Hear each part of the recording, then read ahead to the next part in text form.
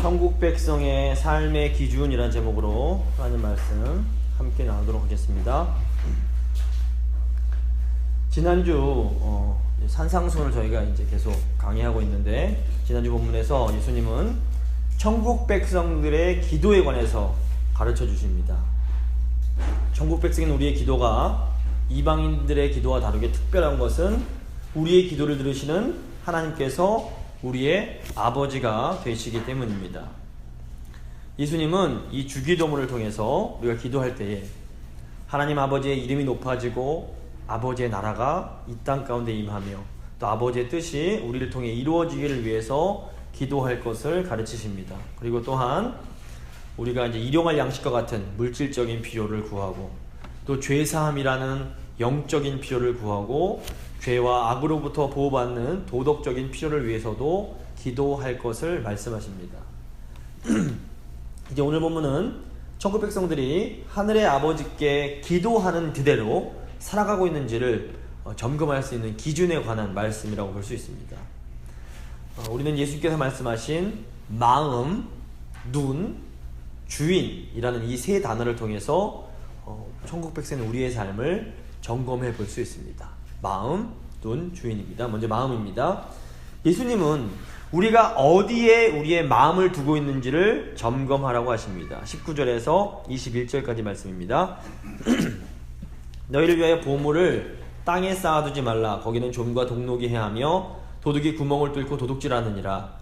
오직 너희를 위하여 보물을 하늘에 쌓아두라. 거기는 좀이나 독록이 해하지 못하며 도둑이 구멍을 뚫지도 못하고 도둑질도 못하느니라. 내 보물이 있는 그곳에는 내 마음도 있느니라. 예수님은 우리를 위해 보물을 땅에 쌓아두지 말고 하늘에 쌓아두라고 하십니다. 이 보물은 보통 사람들이 소중하게 여기는 것을 의미합니다. 나라에도 국보가 있고 또 각 사람들마다도 소중하게 여기는 보물들이 있습니다. 예수님은 우리의 보물이 있는 그곳에 우리의 마음도 있다라고 말씀하십니다. 그러므로 보물은 우리가 어디에 마음을 두고 살아가는지를 보여주는 아주 중요한 표지라고 볼 수 있습니다. 그렇다면 도대체 마음은 무엇일까요? 마음은 우리의 영혼과 우리의 인격의 중심이라고 볼 수 있습니다. 성경을 보시면 하나님은 우리의 마음의 중심을 감찰하시고 우리의 마음에서 역사하십니다. 그런데 우리 마음은 자연스럽게 우리가 소중히 여기는 보물로 향하게 되어 있습니다. 그래서 우리가 어디에 보물을 쌓고 있는지 알기 위해서는 우리가 무엇을 위해 우리의 마음을 쓰고 있는지를 보면 됩니다. 마음을 쓴다는 것은 그것을 위해 우리의 물질과 시간을 쓰는 것을 의미합니다. 자, 무엇을 보물로 여기면서 살고 계십니까? 죄송하지만 제 개인적인 예를 하나 들겠습니다. 20대 시절 제 보물은 책이었습니다. 경제적으로 그렇게 넉넉하지 못했지만 열심히 책을 사 모았습니다. 당시 제 용돈은 거의 다 책을 사는 데 들어가고 제 시간은 거의 다 책을 읽는 데 사용이 됐습니다. 그런데 집안 사정으로 대학 시절 그렇게 열심히 읽고 모아두었던 1000여 권 가까이 되는 책들을 다 포기해야 하는 상황이 생겼습니다. 제게는 그것이 얼마나 큰 스트레스였는지 그 후 아주 오랜 기간 동안 굉장히 괴로워했습니다. 웃으시겠지만 당시에는 자다가도 책 생각만 하면 속이 상해서 벌떡벌떡 일어나곤 했습니다. 지금 생각해보면 당시에는 저에게 책이 우상이 아니었나 하는 그런 생각이 들기도 합니다. 자녀를 보물로 여기는 부모들은 어떨까요? 그런 부모들은 아이에게 모든 것을 쏟아붓습니다. 아이를 어떻게 하면 잘 키울 수 있을까를 생각하고 아이 때문에 기뻐하고 슬퍼하고 걱정하고 행복해합니다. 또 아이를 위해서 많은 시간을 들이고 피곤한 몸을 이끌고 기꺼이 아이와 놀아줍니다. 그리고 아이를 위해서라면 아끼지 않고 돈을 사용합니다. 이처럼 우리는 우리의 보물을 계속해서 생각하고 그 보물을 생각하면서 기뻐하고 또 슬퍼하며 또 보물을 위해서는 우리가 가진 시간과 물질을 아끼지 않고 사용합니다. 자, 지금 우리는 무엇을 가장 소중하게 여기며 우리의 마음을 쏟아붓고 있을까요? 예수님은 우리를 위해서 보물을 땅에다 쌓아두지 말고 하늘에 쌓아두라고 하십니다. 자, 보물을 그렇다면 땅에다 쌓는다는 것이 무슨 의미일까요? 성경에서 땅은 우리가 살아가는 삶의 터전을 의미합니다. 공부를 하고 운동을 하고 밥을 먹고 돈을 벌고 또 사랑을 나누고 결혼을 하고 자녀를 기르는 이 모든 것들이 바로 땅에서 이루어지는 일들입니다. 우리 모두는 이 세상에서 이런 일들을 하며 살아가야 합니다. 이런 일들을 하면서 이런 일을 하지 않으면서 살 수 있는 사람은 세상에 아무도 없습니다. 그렇다면 보물을 땅에 쌓아두지 말라는 것은 무슨 의미일까요? 우리가 하는 이런 모든 일들 자체에 우리 마음을 다 쏟아부을 만큼 그런 소중히 여기지 말라는 것입니다. 왜 예수님이 보물을 땅에 쌓아두지 말라고 하실까요?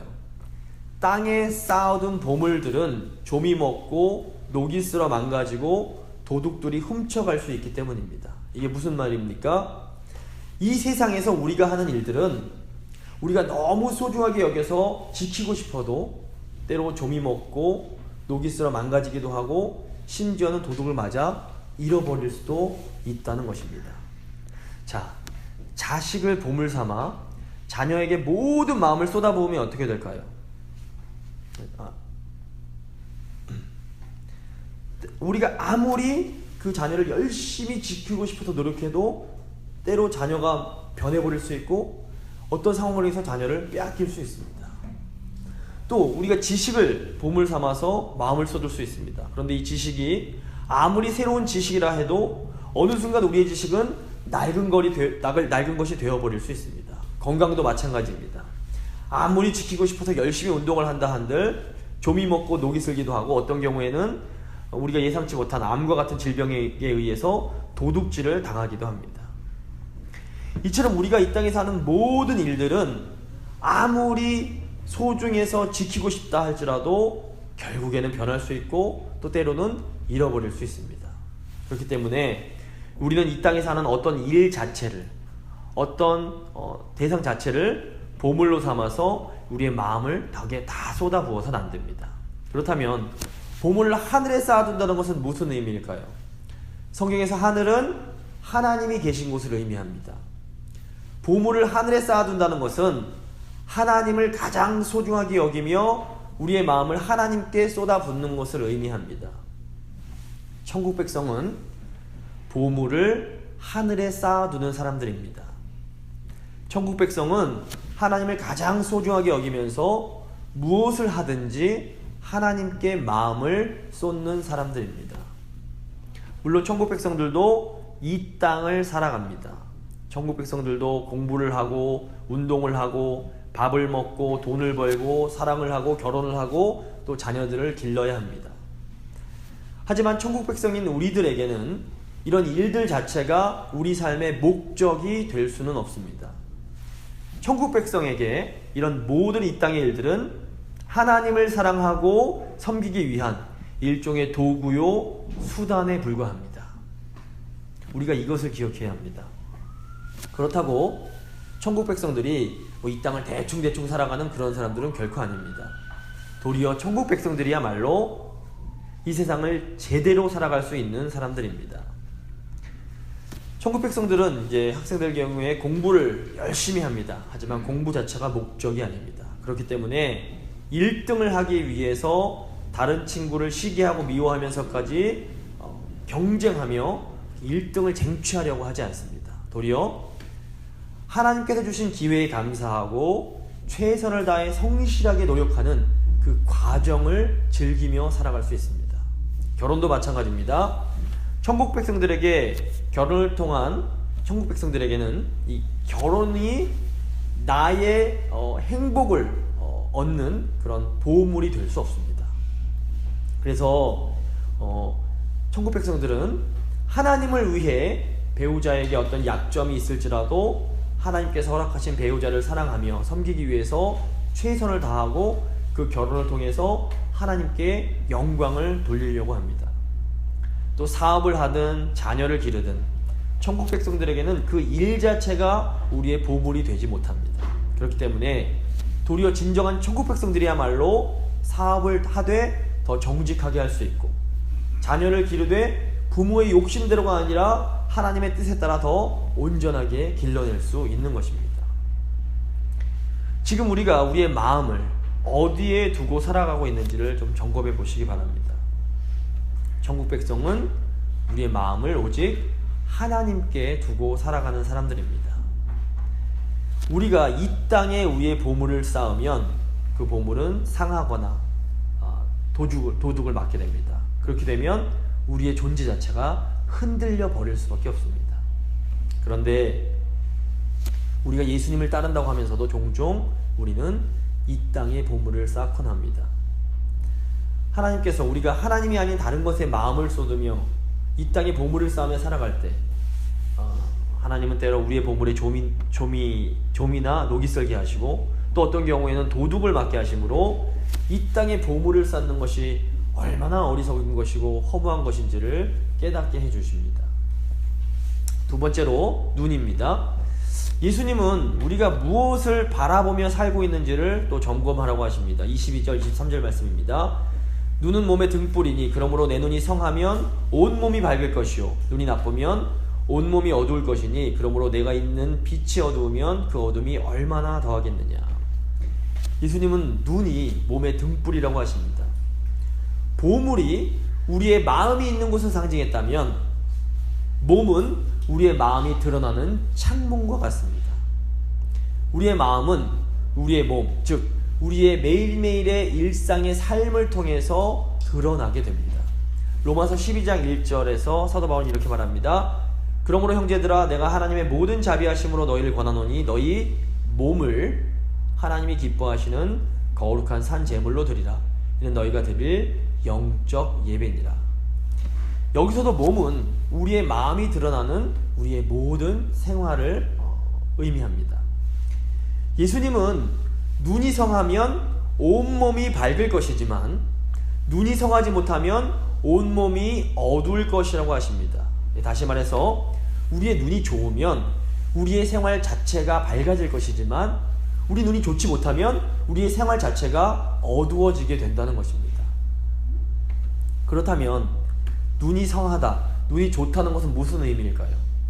여기 눈이 성하다라고 할 때 성하다라는 단어는 헬라어 하플루스라는 단어입니다. 근데 이 단어의 원래 뜻이 나눠지지 않는 순전함을 의미합니다.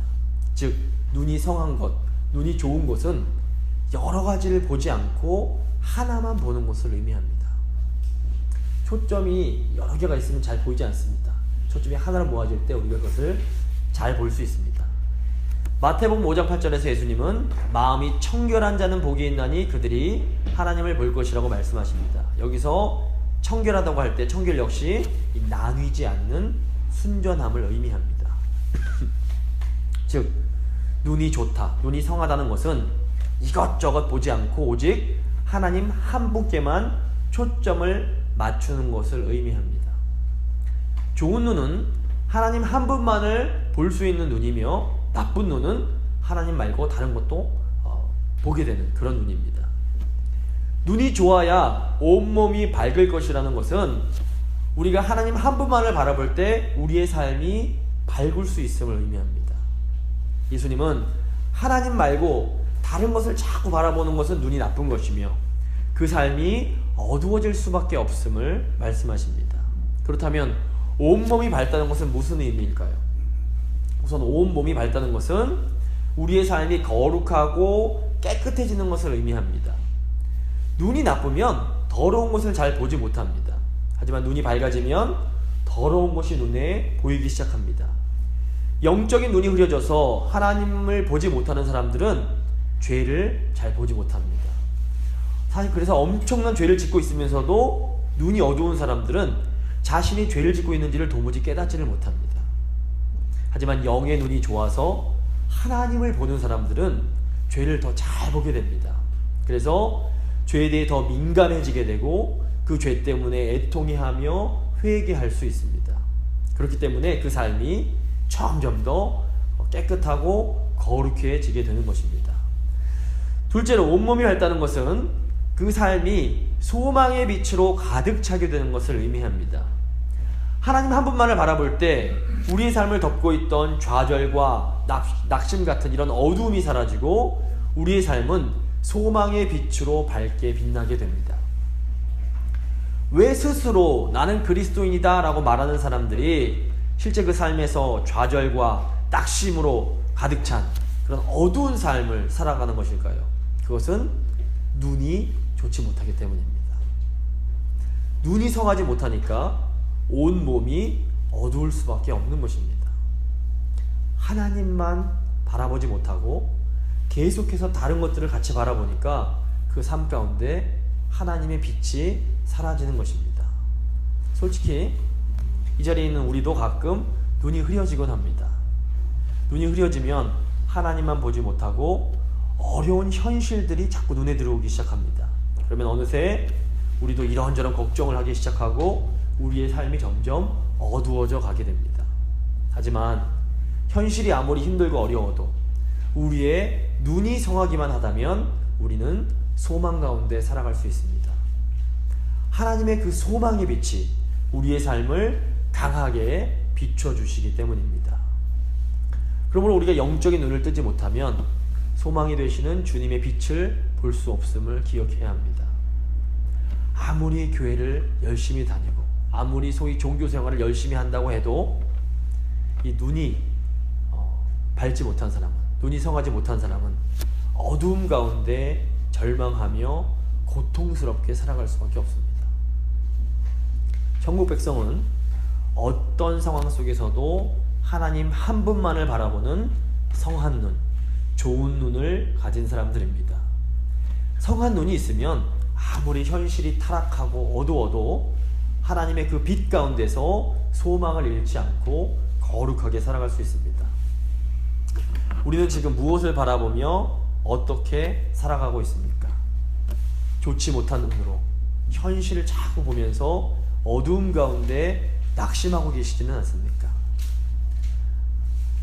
우리가 하나님의 은혜로 좋은 눈을 회복해서 하나님 한 분만을 바라보며 소망 가운데 살아갈 수 있게 되기를 바랍니다. 마지막으로 이제 주인입니다. 예수님은 우리가 무엇을 섬기며 살고 있는지를 점검하라고 하십니다. 24절입니다. 한 사람이 두 주인을 섬기지 못할 것이니 혹 이를 미워하고 저를 사랑하거나 혹 이를 중히 여기고 저를 경히 여김이라. 너희가 하나님과 재물을 겸하여 섬기지 못하느니라. 보물은 우리의 마음을 쏟아붓는 대상을 상징했습니다. 또 눈은 우리 마음이 드러나는 우리의 몸을 비추는 빛을 상징합니다. 주인은 우리가 마음과 몸을 바쳐 섬겨야 할 유일한 대상을 의미합니다. 예수님은 어느 누구도 두 명의 주인을 섬기지 못한다고 하십니다. 왜 그렇습니까? 이 주인을 섬긴다는 것은 그 주인에게 마음과 몸을 다 바쳐 충성하는 것을 의미하기 때문입니다. 그런데 우리의 몸과 마음은 하나밖에 없습니다. 온전한 사람은 두 마음을 품을 수가 없습니다. 의학적으로도 마음이 두 개로 나뉘는 현상을 정신분열이라고 부르면서 심각한 질병으로 간주합니다. 우리가 누군가를 주인으로 섬긴다는 것에는 두 가지 의미가 있습니다. 첫째로 그 주인이 내 인생을 책임져 줄 것을 믿고 그 주인을 철저하게 의지하는 것입니다. 둘째로 그렇기 때문에 그 주인의 말에 철저하게 순종하고 복종하는 것입니다.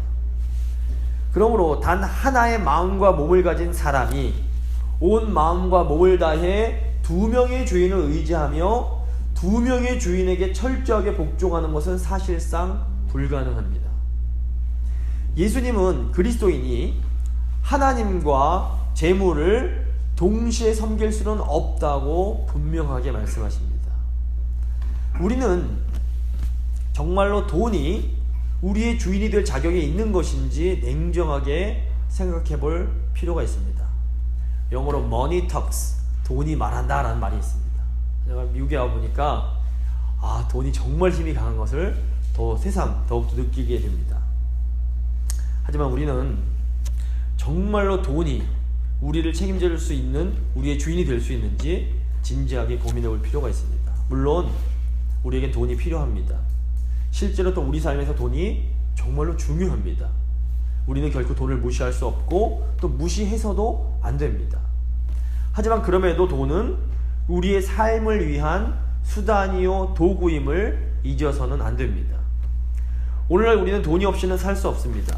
그럼에도 우리는 돈만 있다고 이 세상을 살아갈 수 있는 것도 아닙니다. 오늘날 너무 많은 사람들이 돈이 많아야만, 부자여야만 행복할 수 있다라고 생각을 합니다. 하지만 이것은 정말로 잘못된 생각입니다. 물론 돈이 많으면 좀 더 많은 것을 누리며 더 편안한 삶을 살 수 있습니다.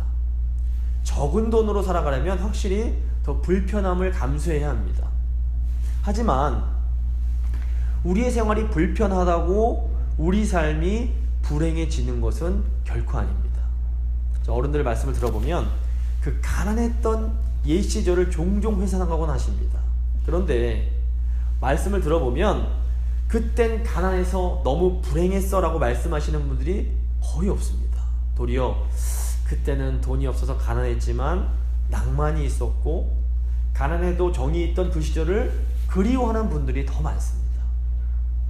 돈이 중요하고 필요하지만 우리가 행복할 것인가 불행할 것인가는 결코 돈이 결정하는 것이 아닙니다. 불편하면서도 얼마든지 행복하게 살 수 있고 편안하지만 얼마든지 불행하게 살 수도 있습니다. 지혜의 책이라고 불리는 잠언을 보시면 재물이 우리의 행복을 결정할 수 없음을 수차례 반복해서 가르칩니다. 제가 몇 구절만 좀 세 번역으로 읽어드리겠습니다. 잠언 15장 16절입니다. 재산이 적어도 주님을 경외하며 사는 것이 재산이 많아서 다투며 사는 것보다 낫다. 잠언 21장 9절입니다. 다투기를 좋아하는 여자와 넓은 집에서 함께 사는 것보다 차라리 다락 한 구석에서 혼자 사는 것이 더 낫다. 잠언 17장 1절입니다. 마른 빵 한 조각을 먹으며 화목하게 지내는 것이 진수성찬을 가득히 차린 집에서 다투며 사는 것보다 낫다. 나는 다툴지언정 그래도 돈이 좀 많았으면 좋겠다라고 생각하는 분이 계실지 모르겠습니다. 하지만 제 주위에 정말 돈이 좀 많은 분들이 몇 분 계신데 그런 분들을 보니까 재산 때문에 자녀들이 다투는 것을 볼 수 있고 재산 때문에 가족끼리 싸우는 것을 많이 보게 됩니다. 진정한 행복은 재산에서 오는 것이 절대로 아닙니다. 그런데 우리가 어리석어서 이것을 잘 깨닫지를 못합니다. 그래서 하나님을 의지한다라고 하면서도 결정적인 순간에는 돈을 의지하고 하나님 말씀보다 어느 순간 돈에게 더 복종해버리는 그런 경우가 있습니다. 우린 참 어리석은 인간인지라 직접 당하고 크게 아파해 보기 전에는 좀처럼 우리의 고집스러운 생각을 잘 바꾸려고 하진 않습니다. 하지만 돈은 절대로 우리를 책임져 주지 못합니다. 그러므로 돈을 주인으로 섬기며 우리의 몸과 마음을 바쳐서 돈에게 충성하는 것은 사실 가장 어리석고 바보 같은 짓이라는 것을 잊어서는 안 됩니다. 그런데 이 세상에는 돈을 주인으로 섬기는 바보들이 너무도 많습니다. 어떤 의미에서 미국은 바보들의 나라입니다. 그래서 이 세상에서는 돈이 아니라 하나님을 섬기면서 살겠다는 사람들이 도리어 세상 물정 모르는 바보 취급을 받곤 합니다. 저희 재건교회 어른들이 주일에 돈 안 벌고 예배드리겠다 하는 것을 얼마나 바보 취급을 많이 받았는지 모릅니다. 하지만 하나님 보실 때는 이것이야말로 참으로 지혜로운 삶이 아닐 수 없습니다. 진정한 천국 백성은 돈이 아니라 하나님을 주인으로 섬기는 사람들입니다. 돈보다 하나님을 사랑하고 돈보다 하나님을 더 소중하게 여기는 사람들입니다. 천국 백성은 하나님이 우리의 모든 것을 책임져 주심을 정말로 신뢰하며 몸과 마음을 다 바쳐 하나님의 말씀에 철저하게 복종하는 사람들입니다. 말씀을 마무리 짓겠습니다. 자, 우리는 진심으로 하나님 아버지의 이름과 나라와 뜻을 구하는 하나님의 자녀들로 살고 있습니까? 우리는 우리의 보물을 어디에 쌓으며 살아가고 있습니까? 천국 백성은 이 땅의 것이 아닌 하나님께 마음을 쏟으며 살아가는 사람들입니다. 우리는 지금 무엇을 바라보며 살고 있습니까? 천국 백성은 하나님 한 분만을 바라보는 좋은 눈이 있기에 그 삶에 소망의 빛이 가득한 사람들입니다. 지금 우리는 무엇을 섬기며 살아가고 있습니까? 천국 백성은 이 세상 사람들이 섬기는 돈이 아니라 하나님만을 의지하며 몸과 마음을 다해 하나님께 철저하게 순종하는 사람들입니다. 예수님께서 말씀하신 보물, 눈, 주인은 우리가 하나님을 기쁘시게 하며 살아가고 있는지를 점검할 수 있는 좋은 기준이 됩니다. 우리 모두가 하늘에 계신 우리 아버지를 기쁘시게 하시는 진정한 천국 백성의 삶을 살아갈 수 있게 되기를 간절히 소망합니다.